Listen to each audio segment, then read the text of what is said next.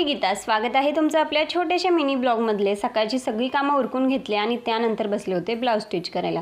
आता तहान लागली की मग विहीर खोदायची ही आमची सवयच आहे, तुम्हाला सांगते। आता कुठलाही कार्यक्रम जर असला ना तर 2 दिवसावर तो कार्यक्रम आला की मग आम्हाला आठवतं अरे ह्या साडीवरचं ब्लाऊज शिवायचं बाकी होतं आणि त्या साडीवरचं।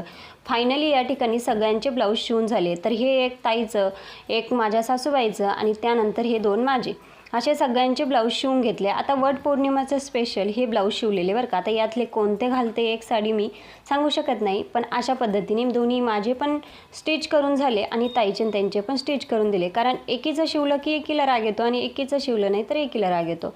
असो, सगळ्यांचे ब्लाऊज झाल्याच्या नंतर म्हटलं चला आपण व्हिडिओ शूट करतोच आहे, तर हा एक टॉप तुमच्यासोबत शेअर करते। हा मी झुडिओमधून घेतला होता आणि हा एक ऑनलाईन मागवला होता।